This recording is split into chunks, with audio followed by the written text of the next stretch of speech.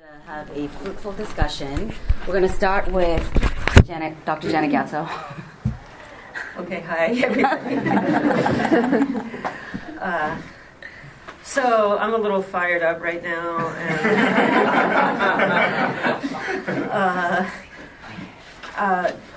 and I did have some things I was going to say. I'll say a little bit of them, but I do want to. I think what just happened in the meeting is exactly what the whole conference is about, and it's about what we're talking about. So I would really like us to talk about it. I mean, it does bear on what I was planning to say, which was, and that's part of what our questions are. Amy and Dawa and I have been preparing. We've talked to each other a few times before the meeting. First of all, what do we mean by feminism and feminist? We just got a great lecture on that, which, I thought was really helpful. And, raising the whole question of, whose feminism is it actually? My own ongoing definition of what is feminism. So in my comments yesterday morning, I try to articulate some parts of what I understand to be feminism. That's like the good part of like being more flexible, being open, hearing what others are saying. Like, what are those features of being a human being that I want to count as feminist? And I'm just using that term. I do think it has some relationship to being a woman, but it's not essentially related to being a woman. But to add to that, secondly, certainly anything that challenges hegemony and gender-based violence and justice in the societies, that's the more grassroots and basic, definition that we all know about. And even though we may argue about the details, I do think it's a very, very fundamental dimension of feminism to be somewhat oppositional to the hegemonic structure.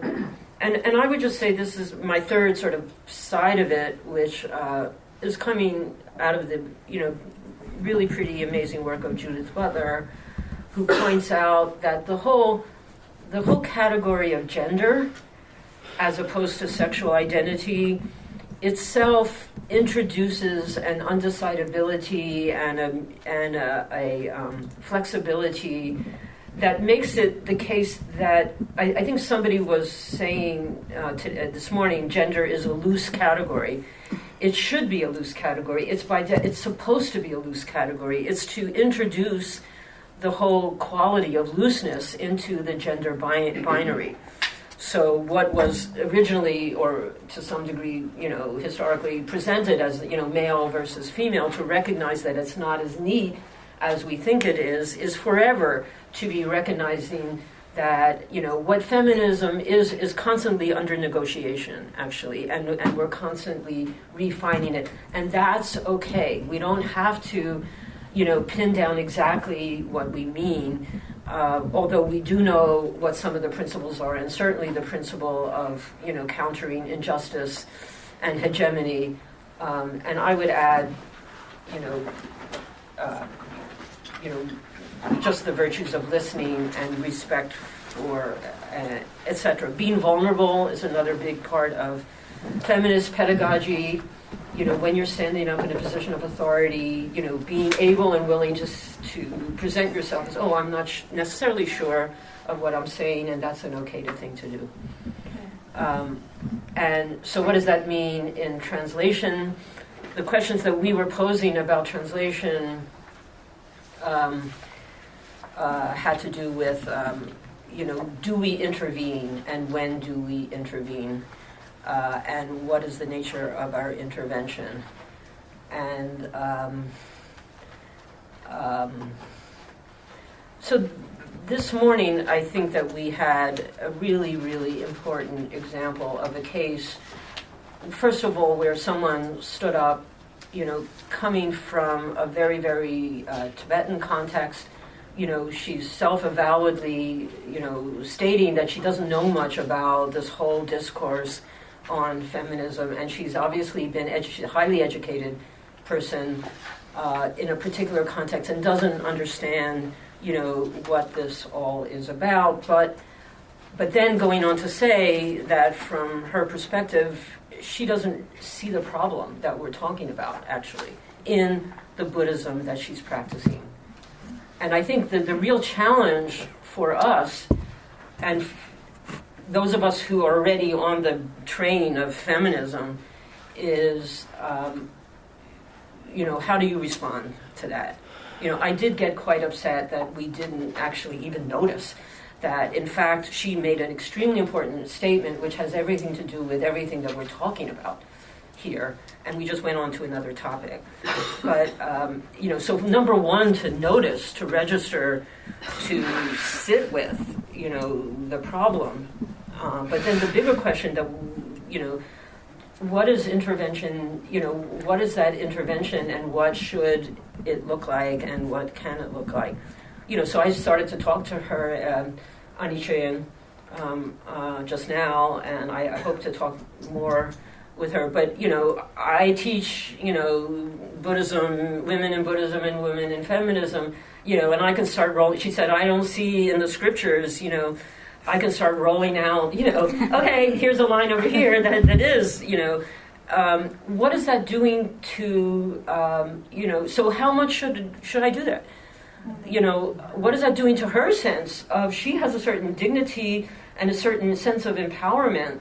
Should I go in and say, oh, no, you're wrong. Actually, those guys, they're not respecting you. You think they're respecting you, but they're not. Should I make her angry at them? Or what?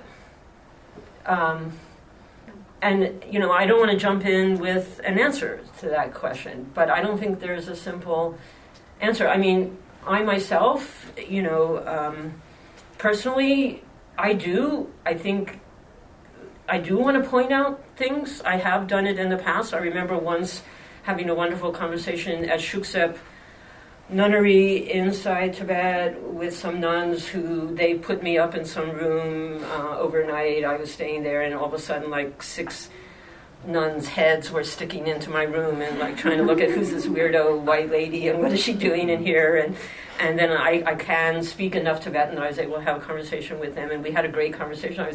I was telling them about feminism, but it's very, very challenging, and at least number one, we certainly have to listen very closely to those other perspectives. And I think, I'll stop now, but I should think one very important dimension of what we have to be cautious about is someone like Anichean, who is, rising up in the exile community in Tibet. She's, obviously already she's, impressive person. We have to recognize that she is feeling a kind of empowerment and respect that as well, yes. even if we might have our critique. And anyway, it's a delicate conversation, but that's what we're here to do. So just recognize it just happened, Yeah. and so anyway. Okay. Please introduce.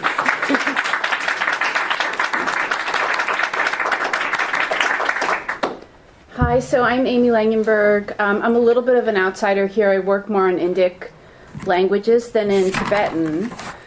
And I'm going to raise some questions having more to do with kind of my engagement with historical texts, with pre-modern texts.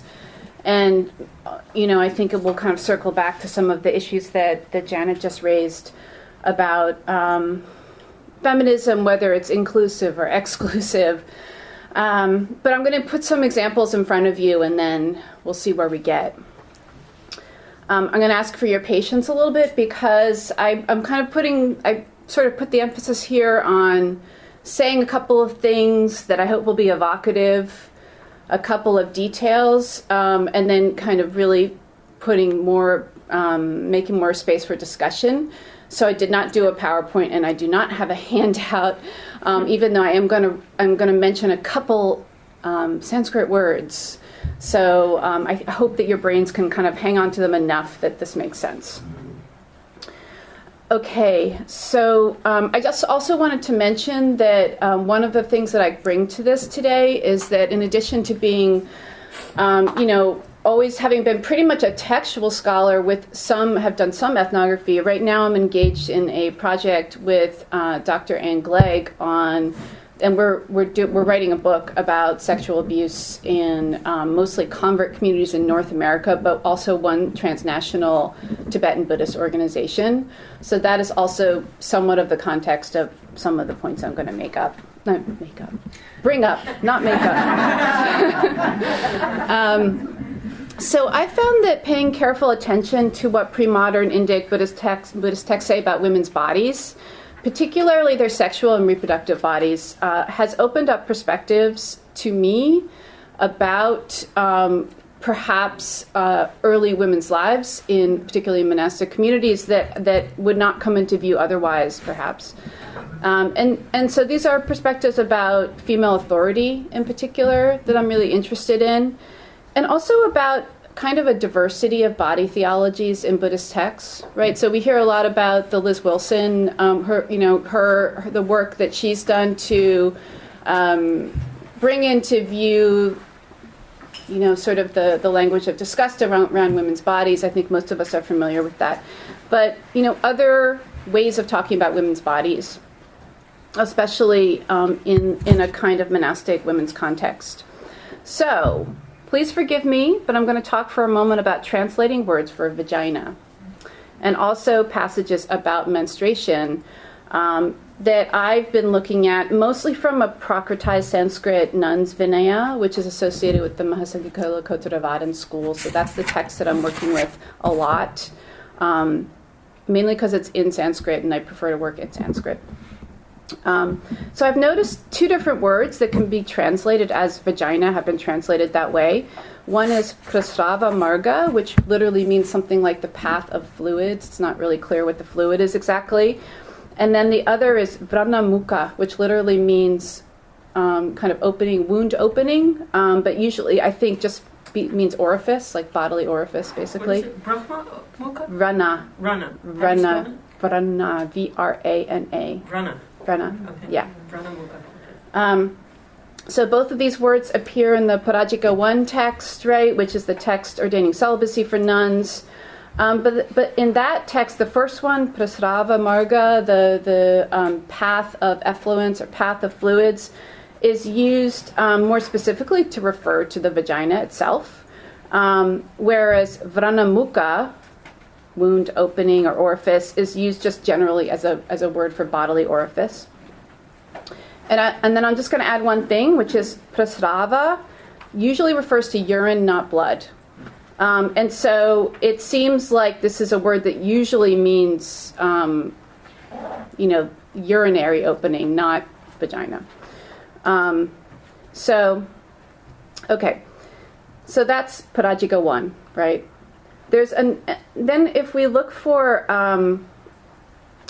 in texts that are talking more about menstruation and what to do about it, they're kind of sort of pretty pragmatic texts about what do nuns do when they menstruate, what should they do, what's allowed. We see this other word, vrana mukha. And in those passages, it definitely seems to mean vagina. And this other word, prasrava marga, is not used. Okay. Is that kind of clear? Okay.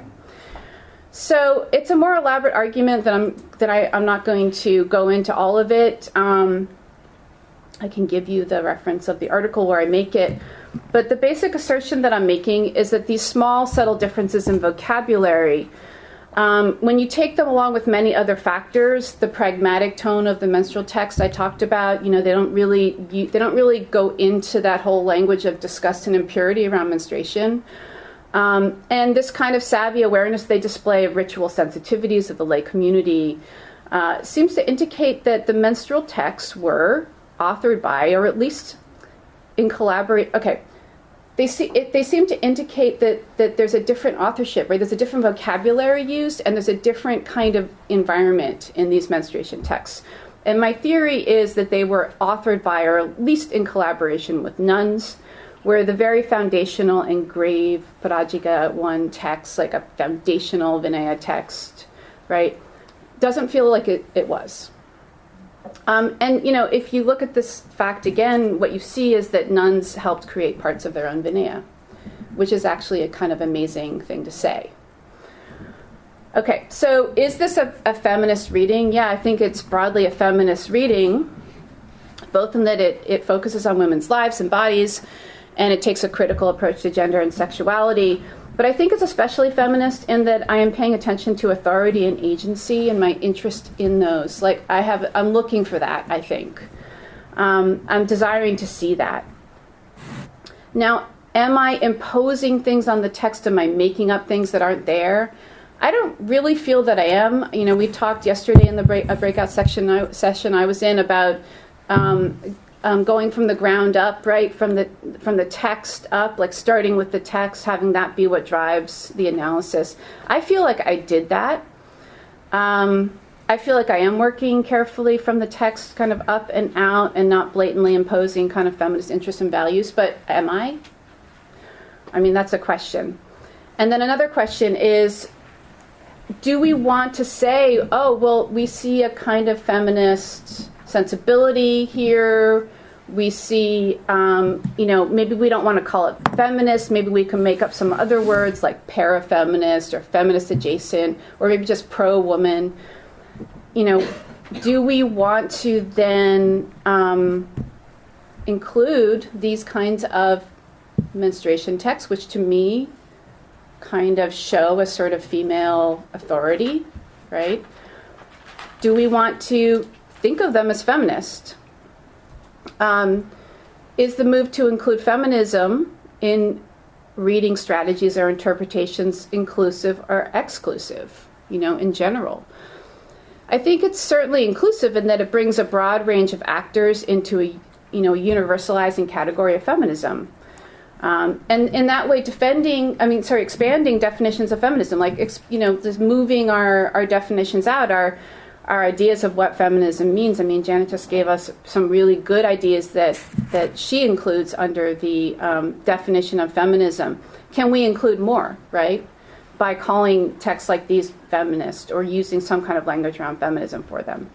But I think, we also have to say that it can be exclusive to use a feminist lens and that it runs the risk of obscuring what is really there in the text. And that's something that we worry about, distorting what is there to make it fit the frame of feminism. So again, what is at stake? Including texts and readings into, this broad category of feminism. Which, as we talked about today, really, I think, that was sort of an amazing lead up to what we're trying to talk about. Well, it was more than a lead up. It was the main show, and we're a follow-up discussion, right? But, that feminism is internally diverse. It's really vibrant. It's always changing, right? So maybe part of that is including, things which don't call themselves feminism in that discussion. I mean, to me, I think that's a powerful thing to do. Okay. I just want to say one other thing. I don't want to take up too much time, but I think these questions are particularly acute in passages that include references to what we would probably identify in 2022, at least in North America, as forms of gender-based or sexual violence. So in translating text without attention to issues around gendered violence or without critique, I think it's possible, even likely, that we end up normalizing violence, by calling it love, by calling it infatuation, by focusing on issues of monastic purity or female lasciviousness, but not on the violence. And I could give you a long list, I think, in Buddhist studies of translations that have done that have normalized sexual violence without critique, right? That have produced translations that basically have done the work of normalizing sexual violence. And, I think that this is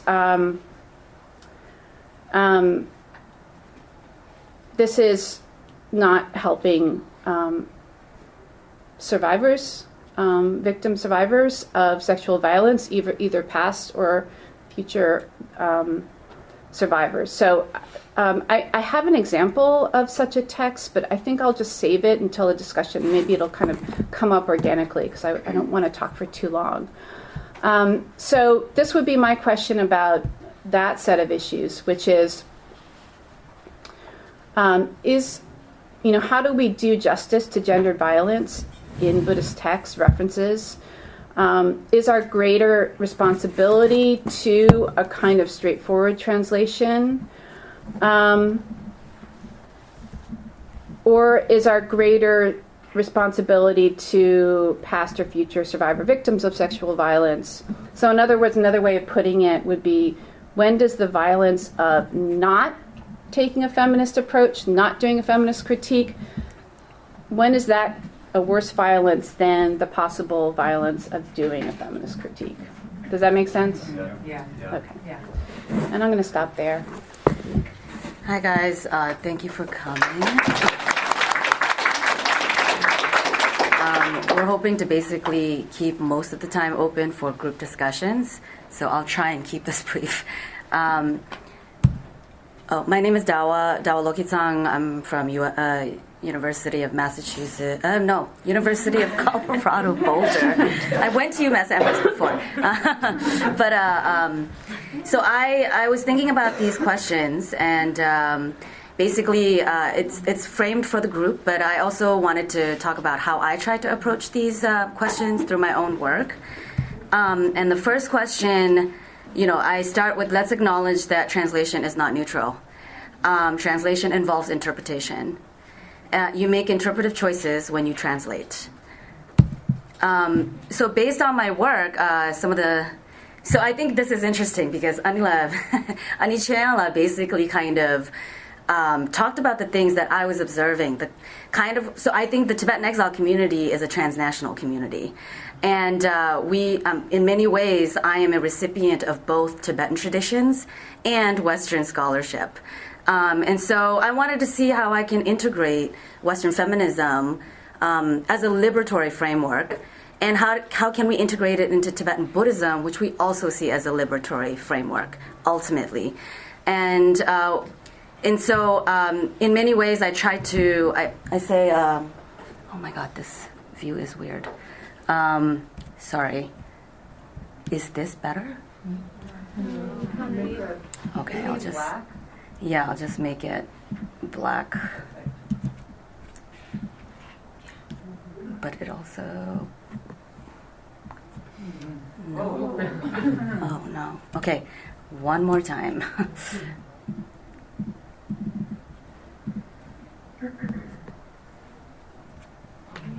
Perfect, okay. So I wanted to talk about what do we mean by inclusivity.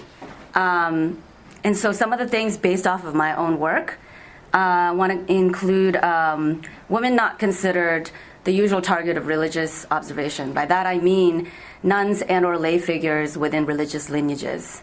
I'm not necessarily asking for a shift in gaze, but a gaze that is inclusive. For example, my scholarship is focused ethnographically on the lives of lay Tibetan women who are neither nuns nor lineage holders, yet their Buddhist background becomes central in how they interpret, understand, and structure their worlds.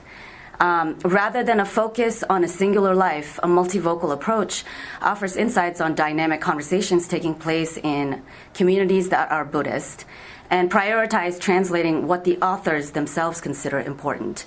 So Conflict of Desire looks at Tibetan conversations that women are having in Tibetan societies across the diaspora about gender violence, and how Tibetan women want to also create a platform for leadership in participating in our national struggle against Chinese colonial occupation. So how do women reconcile with these two situations, and how do they make space in their own community?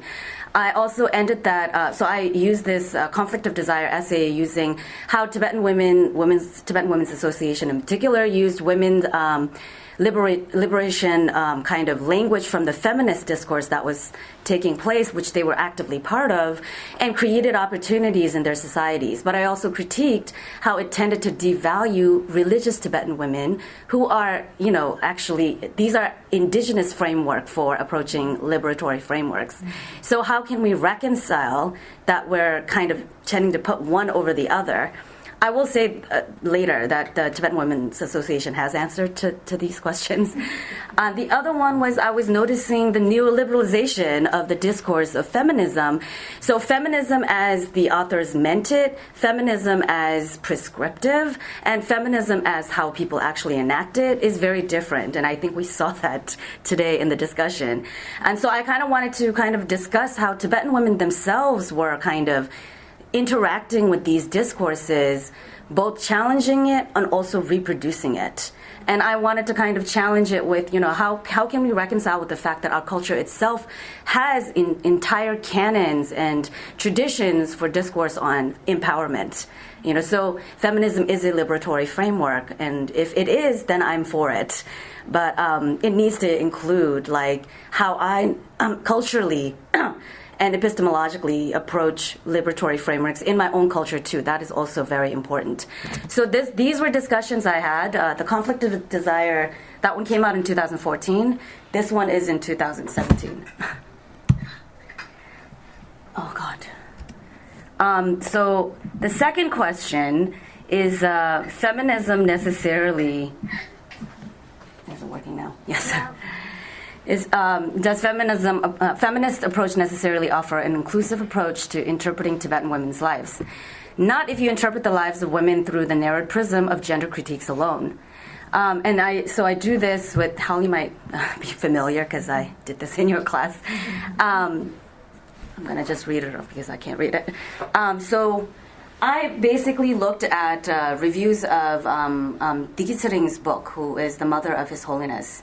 It's an autobiography. And I noticed that a lot of the secondary sources basically reviewing her book, famed it as a critique against traditional Tibetan gendered roles. And what I thought was interesting is when I actually read it, she doesn't talk about gendered roles as static. She talks about them as in flux, right? And she talks about certain gendered roles being restrictive and disempowering. And then she talks about certain gendered roles as mother being extremely empowering, right? And so I think we need to acknowledge these things as not static critiques, right? But the book was being read categorically as a scathing critique against Tibetan religious and Tibetan traditional worlds, which is not what she says. And I think what's interesting about her is she says this: traditions are so easily broken and forgotten. Today, when I see young people, I often think they are reacting against their traditions in order to overemphasize their modernity. I am proud to be, despite my resilience and ability to change, a very traditional woman. Does that make me archaic and anachronistic? I don't think so. My traditions, my roots as a Tibetan, have fortified me. Traditions cannot be denied or forgotten. They are the creators of your traditions. They are the creators of your spirit and your pride, and the backbone of your sensibilities. They make what you are and define what you want to be. Here, Daikisering warns against reading her critiques as all-consuming. While she is critical of some gendered practices, she is clear that her traditions, her roots have fortified her, and that traditions cannot be denied or forgotten, suggesting she is reluctant to abandon all Tibetan practices due to her critical stance on certain beliefs and practices, especially when those same practices define who she is. Her reluctance to reject all Tibetan practices wholeheartedly warns against a simplified reading of her critiques. In fact, she never makes a whole-scale argument for the abandonment of all gendered practices in Tibet. This all-consuming critique that many readers presume also suggests that they missed how Digyatso never spoke of gendered role as static. So I think we should think about this critique that she herself poses to specifically young Tibetan women. So the book came out in 2000, and it is translated by her granddaughter. And then I wanted to kind of end on all of our questions. Yeah.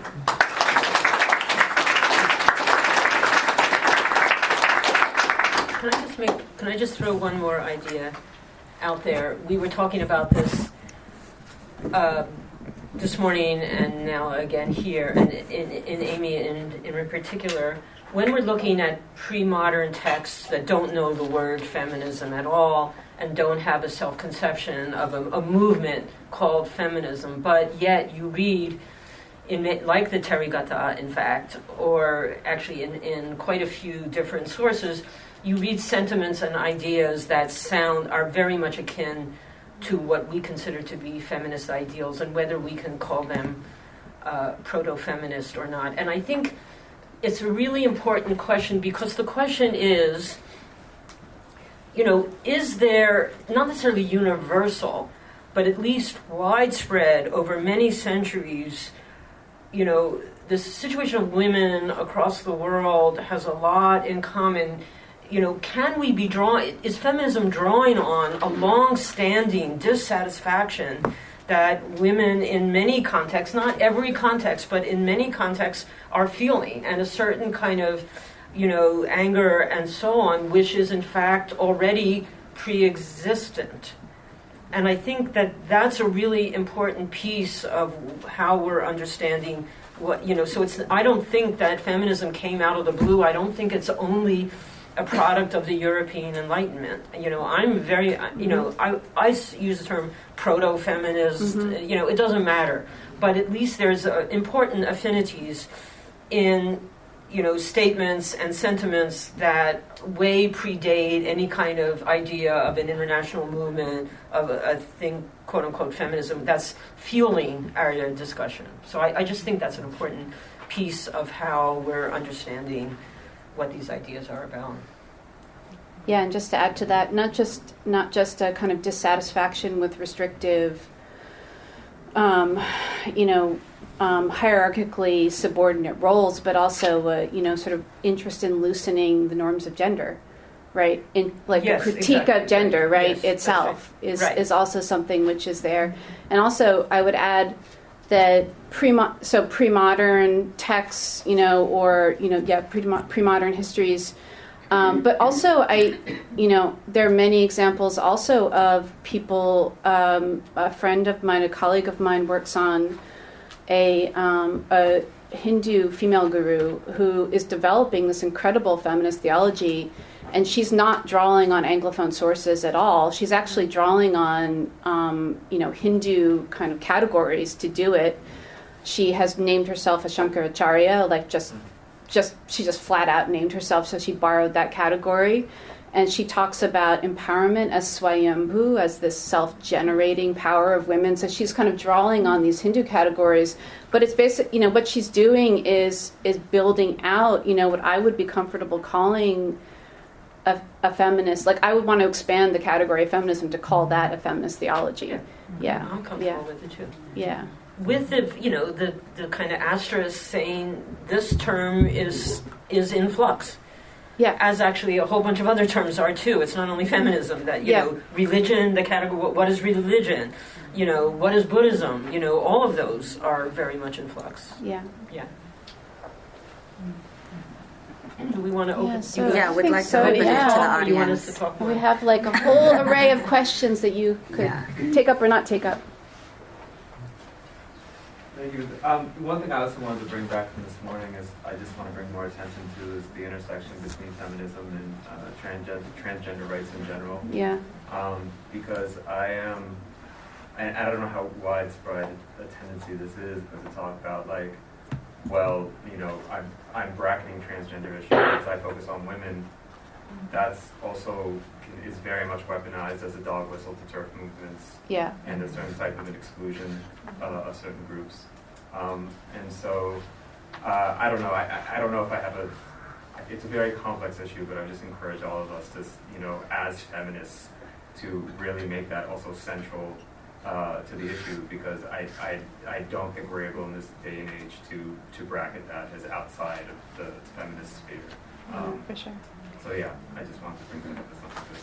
I also think we should acknowledge what queer theory has been, for me, feminism is about a liberatory framework. Mm-hmm. Queer theory has been extremely vocal about the fact that we shouldn't essentialize gender. Mm-hmm. That's one of these critiques that has been made against feminism, right? So I also think we should be extremely, careful about how we talk about these things, because I don't want to run into the trouble of essentializing gender. And I think if we look closely at Tantric Buddhism, it promotes very similar things. Yeah. It promotes what? The existence of these categories, gender categories, we self-produce them. And also Well, we could argue about that. Yeah. Just to the point too that this is not something in. I mean, if people know about Mariko in Lotsawa, this is a very kind of central issue for Tibetan communities as well. It's something that's happening on the ground, so it's not it's not one of these exported, I think, Western concerns. I have talked to Mariko about this. Yeah. And we have discussed the essentialization of gender. Yeah. Yeah. What does she say? She said she knows. She also knows who our audiences are. I would only ask for our language, I'm not sure we're essentializing gender.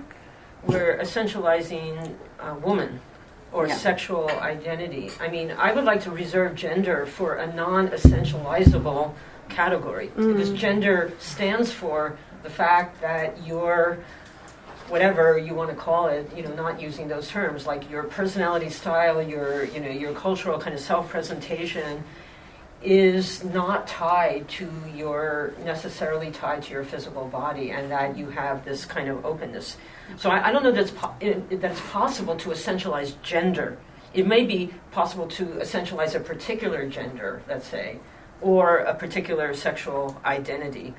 But gender should be the term that undermines essentialization. The fact that we have gender insists that there is no possible essentialization of what you are, per se. But, again, going back to Judith Butler, she also, points out very clearly that, what is the category of woman? And she wants to actually conflate sexual identity and gender and say there's no such thing as sexual identity, as an essentialized thing as well. But anyway, taking your point, absolutely. Yeah. Yeah, thanks for the presentations. I'm new to this conversation, this debate, but I do some translation in my work in terms of translating both like a worldview and experience of characters, and also translating esoteric Buddhist ideas into Western literature, I guess, Anglophone literature. And I'm struck often when I'm trying to enter into or describe or think about how to talk about really enigmatic Buddhist ideas.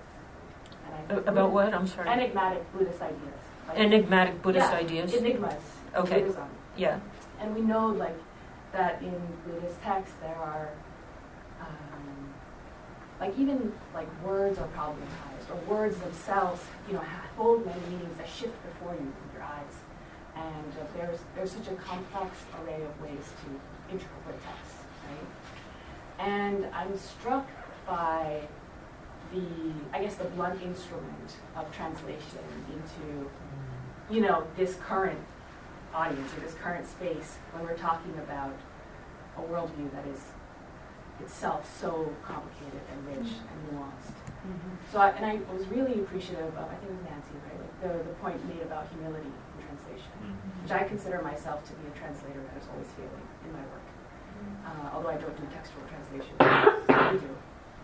So I just wonder, what are the strategies or tactics that you have in mind to, contend with the untranslatable or the difficulties of translating in this, straightforward way, a worldview and an existence and a people into a flat text in this space. Yeah. Yeah, good. Does anyone have a response? I mean, one response is what we're trying to use the word feminist in this very elevated way and defend it. But that's just it's a label for a kind of approach that is precisely starting in the multivocality of every single word, and to recognize that, as you say, you're quite right, words and the way words are put together is in a context. And that context is very complex. And when you're a scholar, trained in the academy to do translation, part of your responsibility is to know the historical context, to know the implications, to know the innuendos, to know when a certain line is referring to another text, and the readers would know that. You are really called upon to develop a huge array of skills to try to detect, and to, not necessarily reproduce, but to create in another language something that is going to approximate what's being said. It's enormously challenging. I don't think it necessarily has to mean that things are untranslatable. And I also don't think that the English language is as limited as we think it is. And once you're, using poetic modes and other kinds of, devices that are available to you in literature, but that is the challenge. And just to say that there's a lot of strategies, but at least I think it's really important to some degree situate yourself in the place of the creation of the original text and its readership. You have to think also always about readership and how the author thinks that the reader is going to receive this, and all of those many, many skills. I can respond a little bit. Also, just adding to what Janet said.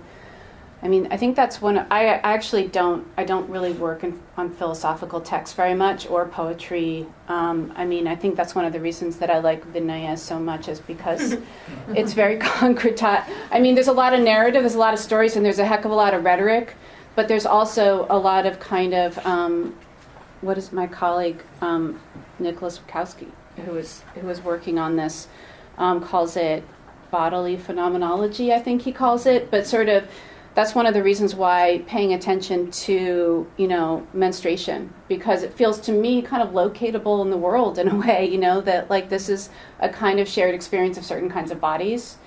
And so to look at the way that gets treated in a Buddhist context, I feel that you can kind of build out from there. It's a resting place, and we don't get that much in doing pre-modern Buddhist history in particular, because there's the material record is so there's some, but it's not that robust.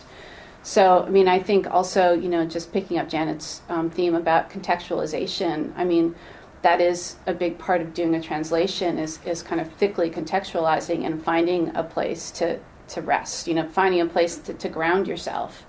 And so to me, like that's why I'm attracted to these kinds of passages, because I'm like, okay, I know they're talking about this certain experience, which I can actually relate to in a concrete way. Half of anyone with not anyone, but like many people with uteruses can relate to this, and building out from there.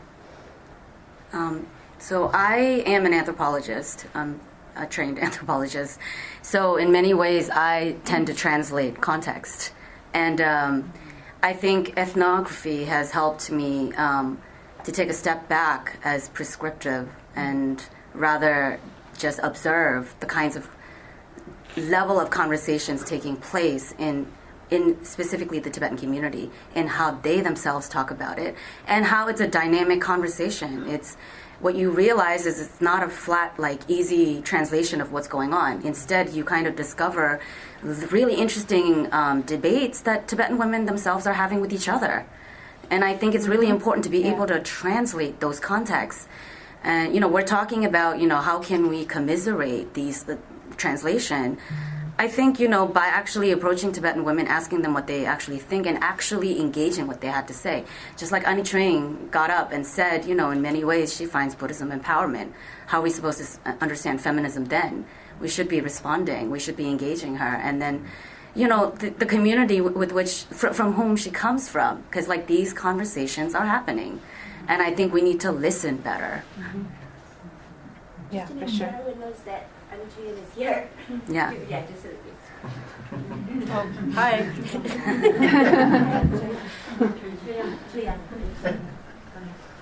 Listening is one of the, I keep going back to your discussion of feminism, because I loved that kind of unpacking of all the things that feminism mean for you. I agree with most of what you said, but listening was something that you said as an element, that kind of attitude of listening, that kind of receptiveness, which is actually a trait that's associated with the feminine in many patriarchal kind of ways of norming the feminine. But in a kind of really positive way, that kind of ability to listen and to be relational, right? Yeah, which is also very Buddhist. We can easily make the claim that that's what you're taught to do is shut the hell up for a moment, Yeah, your just stop. thoughts, and listen to, there's another person in front of you. Do it. So you can appropriate the Buddhist side of that Yeah, as well. yeah. And also to be vulnerable, I think, is really, really Yeah. important. Of being, even if you're in a position of authority and you're standing in front of a classroom or you're standing on a stage, Mm-hmm. it's okay that you don't know everything. Yeah. Yeah. Well, normalizing that it's okay, because in a lot of contexts it's considered not okay. Exactly. Right. It kind of depends. Making it okay to be not okay. Yeah. Right. I mean, when I'm talking about the pilot who's flying my plane, I don't want them to be vulnerable, and I want them to know exactly how the plane works, or the surgeon who's working on, Yeah. It's a I just point. saw Nancy and then, okay, Nancy. So this kind of follows up on what you were just saying, Janet, about. I think I wonder if we try to start from also what you're saying, Dawa, starting from indigenous theory and looking to Buddhist or Tibetan, whatever that indigenous source of theory would be, and whether that might then give us different answers or different avenues to explore than starting with I'm doing a feminist reading of a text. Because I just think that, we're always starting from our own position and what that has been informed by, but I wonder if that there's that danger of, like you were saying, Janet, of people then saying, well, now you're just buying into this Western feminist project, right? And with a sort of limited understanding of what feminism is. But if we kind of shift that and saying we're looking to indigenous theory, and what does that have to say about women, about gender, about transgender, and just shift. I don't know, like shifting it from that perspective, we might come up with different terms.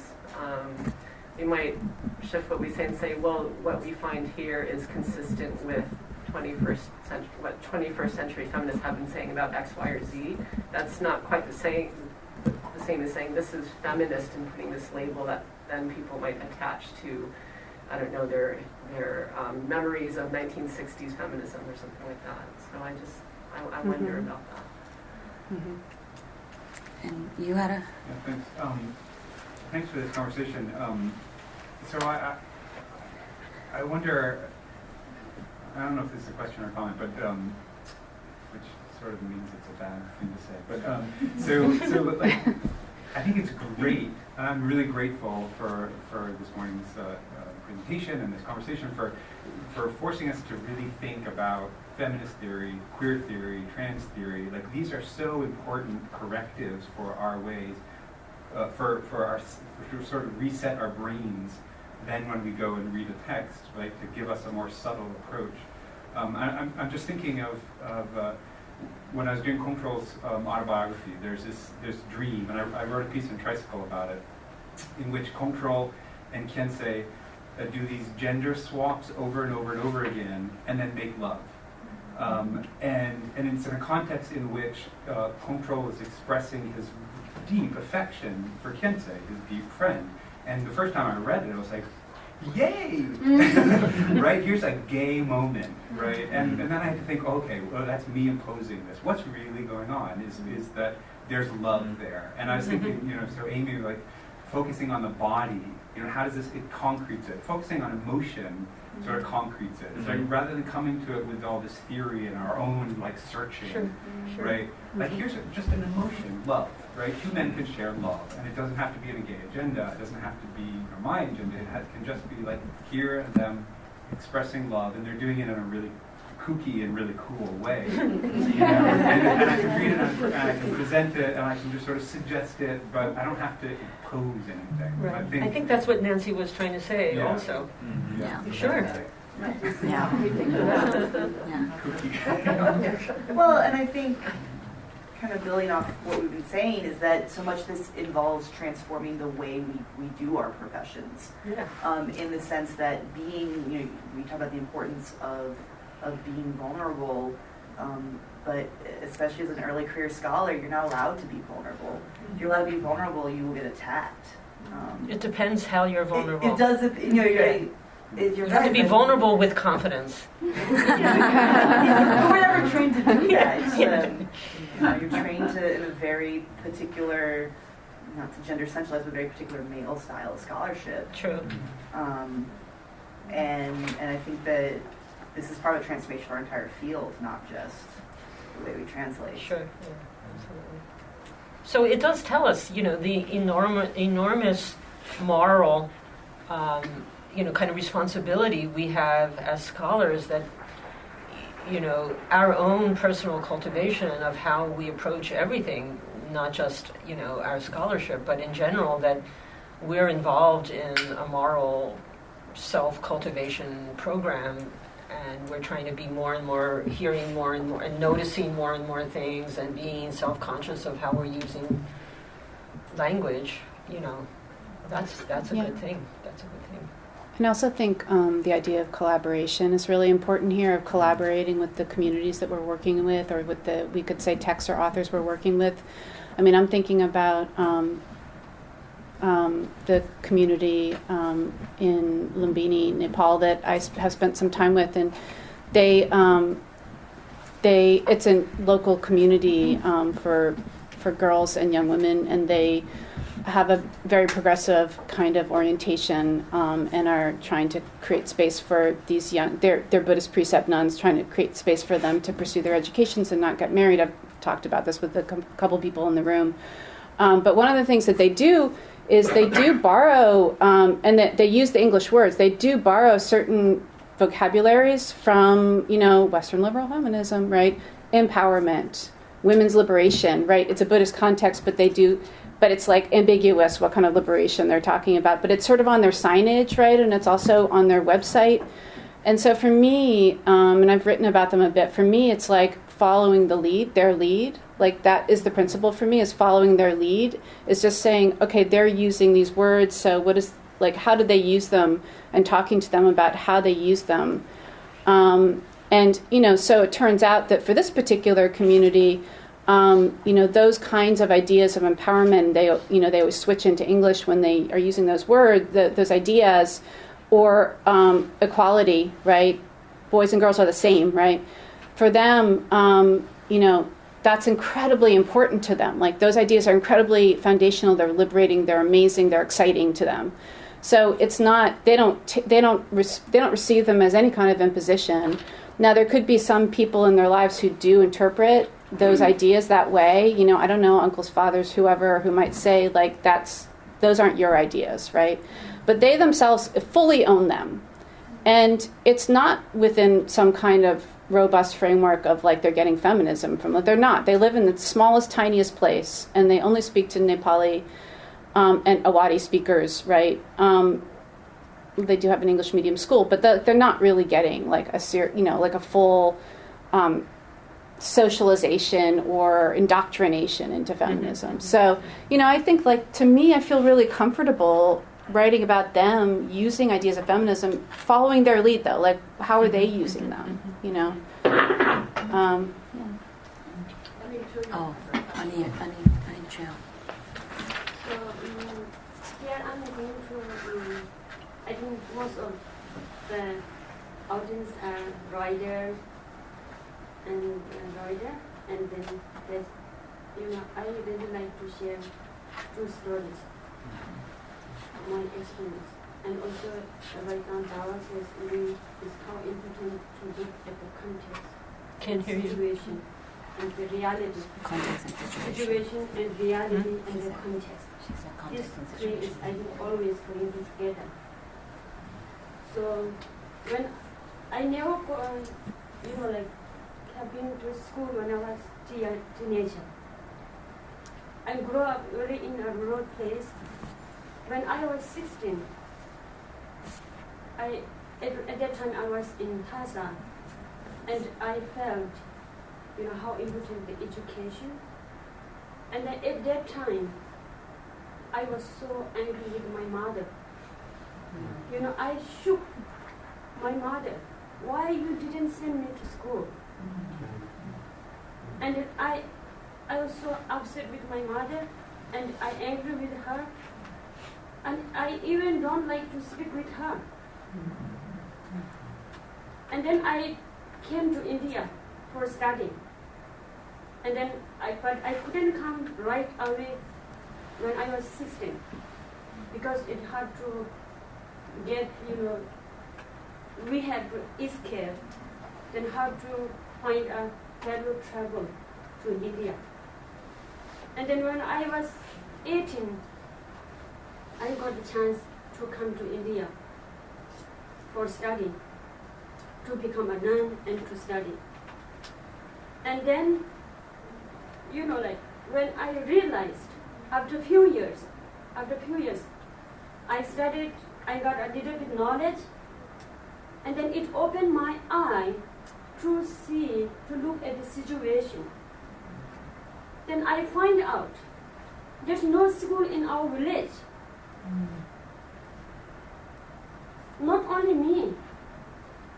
So knowing the situation, I was so apologized to myself, how I angry with my mother.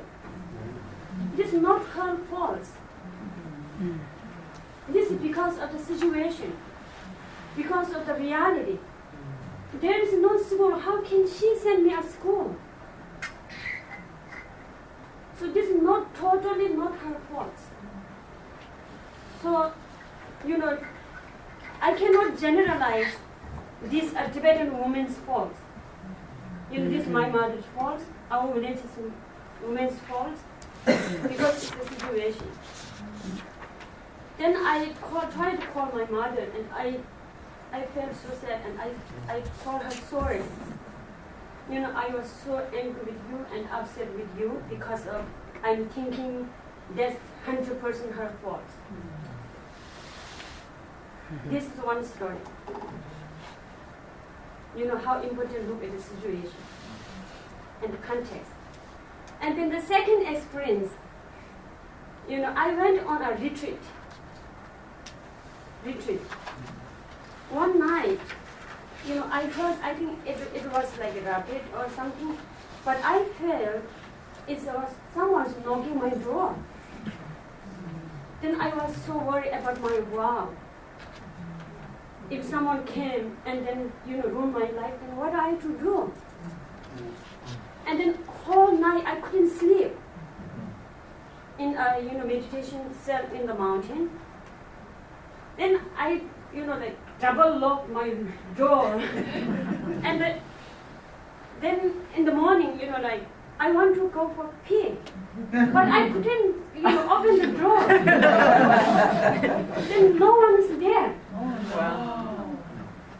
Then I tried to call someone, from the row of the top of the room. At that time, what I did, I prayed to the Buddha. Next life, I should have a man body. Because if I'm man, I don't need to worry all those things. I can stay happily in the mountain, without any worry about my vow. So at that time I prayed for Buddha, please. And also I wish how wonderful if I have a male body. I don't need those worry. So what I'm talking is this context. In the Junju and some Paramita Buddhist texts, sometimes there's a prayer. We have, please be born with a male body. So this is the reality of the, what can I say, the physical body. So there are more advantages to practice, happily if we have a male body. Because of this reality, so sometimes there's the text message, please be born a man. So this is a reason and reality and what's going on. This I experienced, I prayed at that time. So now, because of this, if we see the reality, then we cannot feel, someone segregate. why this? So I felt that. So I'm, so what I'm requesting is that when I interpret something, some message in any kind of language, I think it's important to look at the context, the reality, and situation. And then you can, interpret, and I think it can help more widely. Thank you. Thank you. Can I just say, I had a brief conversation with Heidi Ching in the coffee room, and we started talking about this whole thing. And I gave her first example number one of where you have anti-woman statement. I was quoting the Chinchu for her, which she remembered. And it is true, that's one of the way that we explain that kind of statement is the reality that in certain societies it's better to be a man than a woman because of exactly what you're talking about. And there's a long tradition of that in Buddhism, to be worried about women being allowed to go into retreat because they are more vulnerable. And that's true. But can I just add, it depends what context, you can talk about that context. I will make a bigger context with you. Namely that, because you're right, that's behind that statement, I think. But when people read that over and over again, they don't always think of that context, and that kind of idea then becomes generalized that, it's better to be a man than a woman. And so sometimes those phrases, even if the origin is in a certain way, it can still have a negative effect. So we have to think about the bigger context. And I would just say to you, I'm sorry to give you more trouble, but please remain a woman. Please.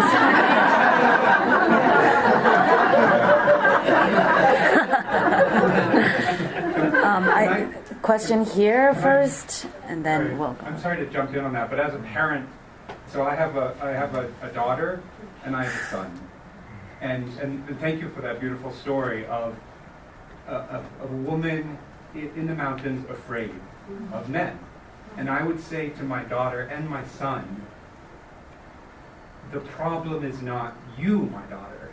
The problem is you, my son. And the problem is not the woman's body, it's the man who thinks that he can do what he wants. Right? So it is not, please don't pray to be a man.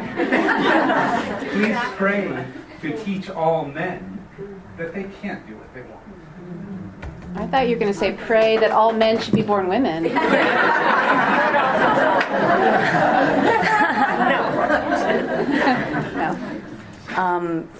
Did you? I just would like at some point to have some specific examples of 6 up there, like in terms of translation and sort of taking the feminist approach versus the violence of not taking it. That just would help me.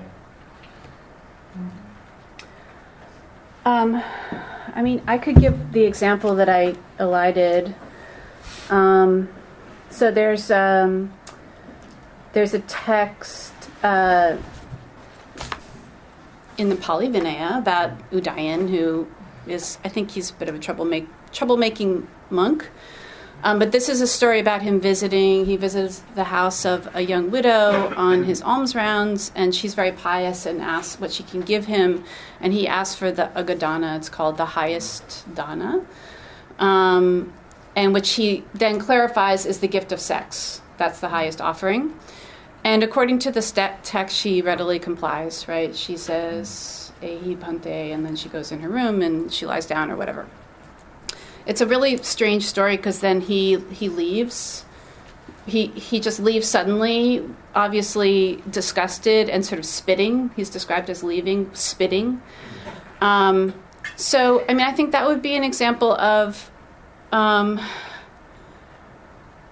So the text is very disjointed, and it kind of does a couple of things at the same time. It presents her as very willing. It presents him as, changing his mind at the last minute, kind of coming to himself and being filled with disgust, right, at this very idea. But so I would say that one way of reading it, let's say without the feminism, this is very, coarse way of describing it, but without the feminism would be, it was consensual, and anyway, he didn't go through with it, right? A way of reading it with the feminism would be that this is clearly a text about coercion, right? Across a power gradient, a gendered power gradient. And so I guess the question that I would have is, given the state of things in terms of sexual violence, is, in general, but let's, even just talk about the Buddhist world, is it more of a violence to give this kind of critique on the text, or is it more of a violence to not give a critique on the text? Because that kind of equivocating about sexual violence is really not helpful to victims and survivors. It's very much the broader part of the broader cultural norms in many, many environments, many cultural environments, of the way we respond to survivors, which is, what did you say? You really wanted it. He didn't mean anything. It wasn't that bad. Right. So are you talking about putting that critique into your translation, or contextualizing the translation through that critique, or both? I suppose both. Then we'd have to get down to the actual words used and which words you would translate. And I think for me, I would think of it more as a critique. Like, do you reproduce that text without the critique or not? With the preface, as we were told. So one way is to change the translation. One way is in the footnote or the preface to say, oh, there's this and this and this, but I'm going to translate. Yeah. I also think. Go on. Yeah. Does that make sense? Yeah.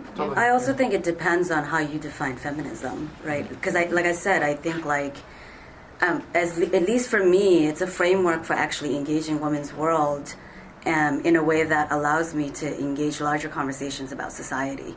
So for me, it's become a very generative framework. Janet talked about this yesterday in terms of our positionality giving us certain kinds of access to insights.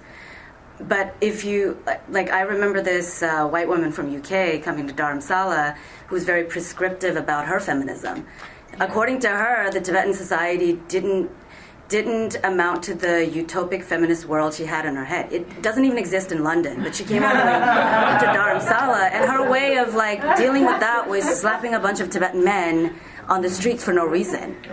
So that, to me, isn't feminism, right? So I think it depends on how you're yourself engaging feminism as a interpretive and theoretical framework for engaging certain kinds of worlds. Yeah. Or is it a prescriptive avenue for wagging your finger at certain societies and cultures, I love that distinction, generative versus prescriptive. I think that's really helpful. Yeah. Right here.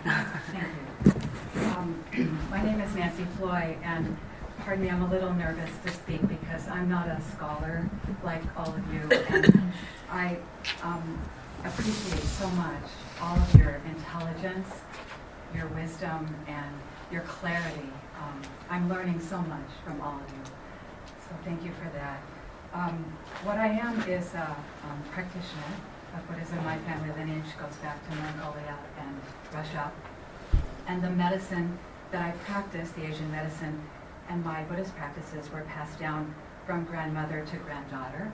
So I have my family practices. And then in the 1960s, so many great Tibetan Buddhist teachers came through Seattle, where I live, and I had the chance to meet them. So I began to study and practice Tibetan Buddhism. And then I had the chance to go to India, the great fortune to go to India and study at Namdroli Monastery with His Holiness Pena Rinpoche. And Pena Rinpoche asked me to practice my medicine with the monks and the nuns and the khenpos and tokus. And so as I practiced my medicine with them, we're working with their bodies. So thank you, Amy, so much for talking about vaginas and menstruation, because of course that's what we discuss when we're doing the healthcare. And then many of the monks and khenpos, tokus, and nuns began to speak of their violence that they endured. And I wasn't aware of this at the time, But I just listened and heard many stories and provided the treatments and the care for them.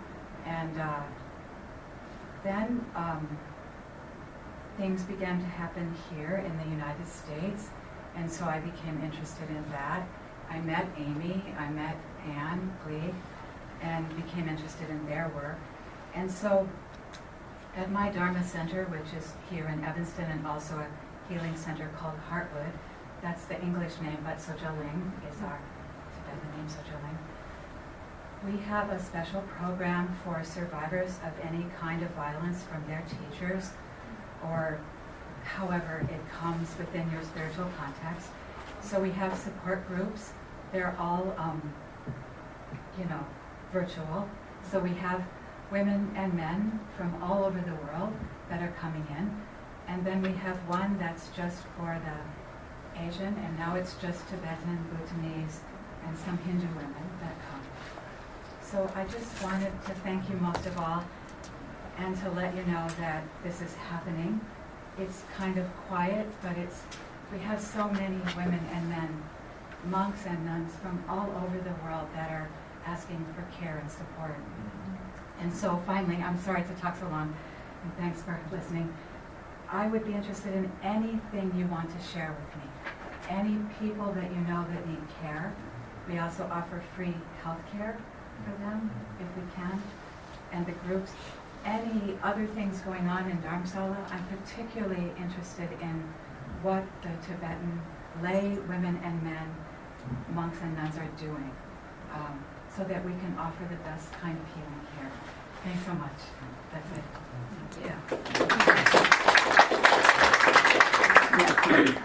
I was just going to go back to something that Amy had said about the importance of context. And like throughout this weekend, I've heard a number of times like the kind of impetus to search for role models in texts, or to be kind of looking for this ideal Buddhist woman, which I understand like deeply, that feeling of wanting that kind of role model.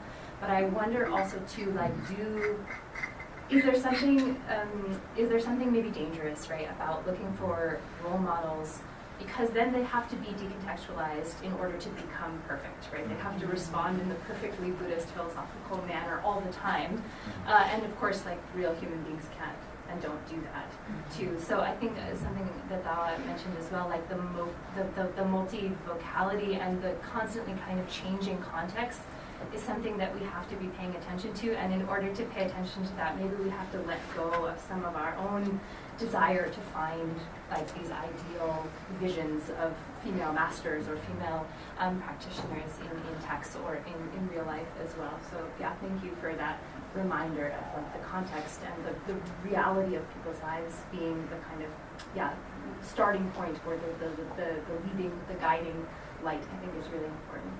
Thank you.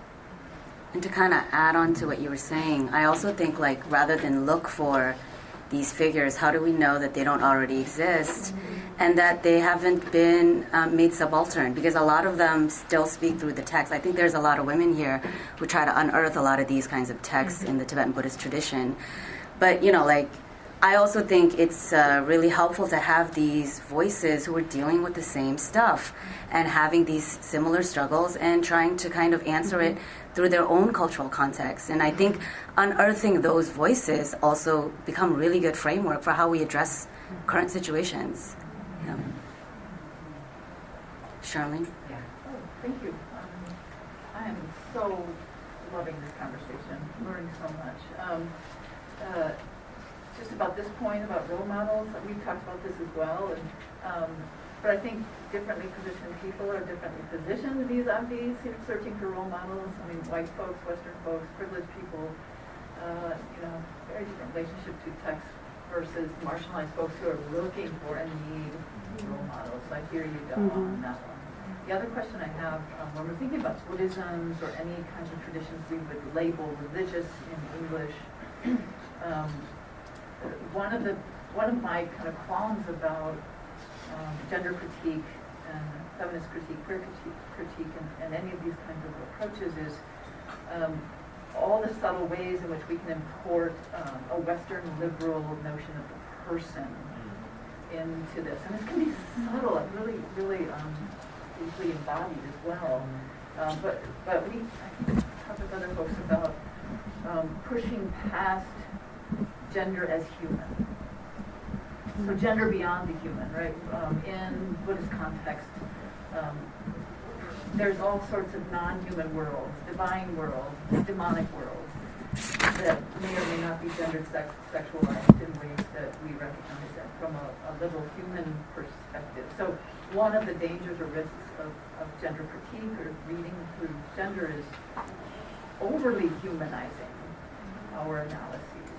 And where and what context is that of desacralizing or hyper-secularizing mode, right? So I'm just thinking about some of Anikyo's responses here, or your point about the ineffable, the untranslatable. When is that destructive versus generative? Right? So I'm really struggling with this, and we're thinking about like the lives of lamas and tulkus and dakinis and others. Right? How can we think this? Can we think about gender beyond the human, in human, non-human, or more than human relationships that would not contribute to this kind of hyperhuman? But then these kinds of conversations you're having, Amy, speak to the incredible stakes of humanizing our conversations as well, because the texts are read by human persons who are feeling pain and trauma in their human lives, right? Yeah. So that's where I'm at right now. Yeah, yeah. Do you have a response? I do. Is that okay? Yeah, go for it. Well, I think this is such an important point, and I don't want to diminish at all the need to explore the more than human. But I do think that humanizing is hugely important in relation to this this way that the search for role models, or the search for even, wisdom traditions, or, the search for some kind of ideal itself has created problematic dynamics, and that the rehumanizing of the situation, so now I'm talking on the human plane, but especially to do with Tulku Lama's masters, to think about when we recover women's voices, I actually think it's a rehumanizing process. Often women talk more about, and I don't mean to essentialize here, but we've had conversations about like what is women's writings, and the sort of attention to the everyday, the more the way the emotions can be actually vocalized and discussed. And so I think the hagiographic idealization that can happen, so the idealization and portraying the lives of masters, I think the more that we can find out about local context, the more that we can find out about what are women's voices in relation to that. So in my own work, it's been looking at a hagiography of a female master and her consort, and then or partner, and then their love letters to find the human, the vulnerability, that sort of helps to deconstruct the sense of the Lama as more than human, hence perfect, hence infallible, which we know is such a dangerous model. It's a model that can allow for evidence to the contrary to be suppressed, and particularly thinking of abuse again. So I don't know. I think we need rehumanizing, and then maybe also at the same time considering other agents beyond the human, but also to look at, I think, Buddhist forms of agency or Tibetan depictions of agency. What can we learn from that? So I think we shouldn't abandon the search for women's lives and voices, because really the Khandra Chenmo that we're hoping to translate is a project by, Tibetan nuns for the very purpose of recovering our Buddhist foremothers. And then the question is, what kinds of, what ways can we translate that are really generative? Can I just point out that the human is another one of those words that has a lot of different meanings. I actually, Charlene, did not follow what you were saying because I was confused. But there's at least two meanings of human, one of which is to be ethical, moral, realistic, not necessarily perfect, so human versus divine. Yeah. Then there's another human, like the human versus the animal, or the human versus gods, and which is more of like a species kind of thing. So I was a little bit losing track of what do you mean by human. I'll just say when it comes to role models, some of my biggest role models are animals, non-human animals, and the way they are in the world. So. Well, I saw an integration in this conversation. I actually thought that, like I said before, to me, approaching women's world gives me another explanatory framework for how to see the world and how to relate to the world, and in many ways also to relate to the non-human. Right, the non-human, the relations with which we form relations with non-human is through the human relation. And it's, so in many ways I actually see this in conversation with each other. And so I do want to acknowledge that the approaching the female framework to me isn't just about gendered frameworks. It's an entire world with which we can explore, it becomes a framework for me, a methodology for me. And in many ways, it opens up worlds in which we also engage with the non-human. So to me, these are intersectional, interrelated, and interdependent, relational relations. Yeah. Ani. I wonder if we let go of the idea of searching for female role models, so don't we need to let go of the idea of searching for male role models, or do we need to just really look carefully at the whole concept of idealizing human beings and justifying it through, replicative, choku systems that are often questionable, and other idealizations of the male? But then also, Dawa, I'd like to learn from your experience of being in Dharamsala and how Tibetans in that particular community or that particular situation are understanding woman or feminism or all of this, gender in general. I think Dharamsala has become like the epicenter for the Tibetan diaspora community. Primarily because of His Holiness, and also because of all the major Tibetan government is there. The main organization for Tibetan women's organization is there. So in many ways, it becomes kind of like a model society for the rest of the settlements to kind of see the kinds of conversation being engaged. And I would say that in the last few decades, we've seen a reckoning from Tibetan women talking about gender violence. And to me, it's been really productive to just kind of witness how they're actually engaging this conversation. And in many ways, how they pull me into that conversation because they're like, you're Tibetan, you need to be involved, So, and then negotiating my positionality in terms of how to engage and how to also respect what's going on. So there is a reckoning happening, but I also think what I'm trying to also say is that I think there's always been a reckoning from Tibetan women's voices. If we look at some of the texts, right, there's always been a reckoning. It's just not overtly acknowledged. And I think some of us are trying to say that there's always been a critique.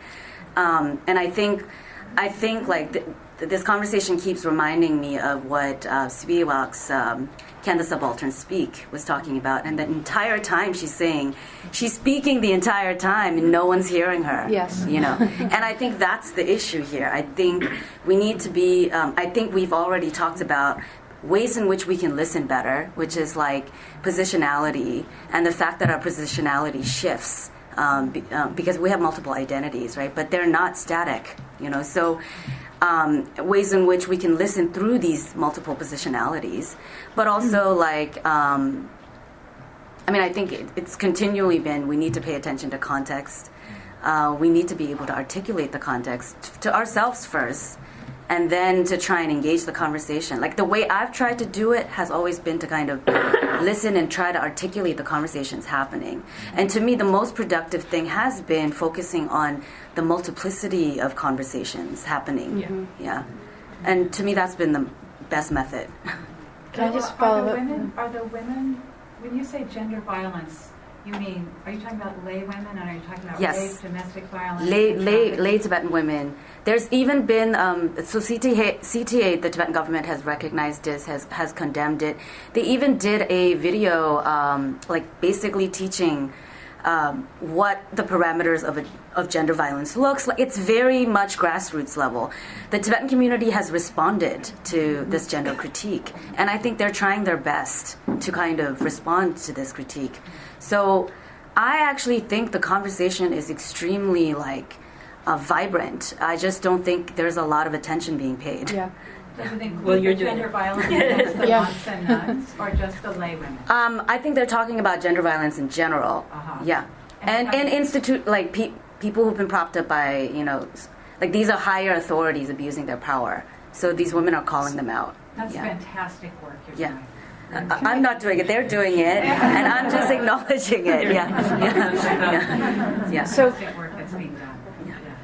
Can I just roll that out into another arena, which is that one of the reasons why I think it's so important, your work, and also just work which also surfaces women's voices, but not today, but historical, that there's been there's been gender minorities, critiquing certain forms of oppression for a long, long time. I mean, I'm using very, classically feminist language, but, I think, we can see it in the historical record, in texts that are pre-modern. One of the reasons why I think it's so important in my world is because I spend a lot of time in the classroom with American students who are 18 to 22 years old. And when you put that in front of them, it really does change some very pernicious prejudices that they have about their world versus other worlds, racialized prejudices, gender prejudices that they have, even kind of problems they have with feminism, right? It really does kind of reframe a lot of issues, which are not just about, it's not just about, it is about these women that you're having this conversation on Dharamsala, but to me the scholarship is also about my students who are learning something from it, which is changing the worldview, and they are thinking differently about their own, positionality and their own racial identity, their own identity as moderns, right, versus back then over there when things were so much worse. So, I mean, to me, that's also really important and really powerful, and I see it changing, before my very eyes. I'm like, oh, you're not going to go out. You're going to be changed after you leave this class, because of having that put in front of them. Yeah. Unfortunately, we're at the end of our time. Oh my God, I got the last word. Yeah.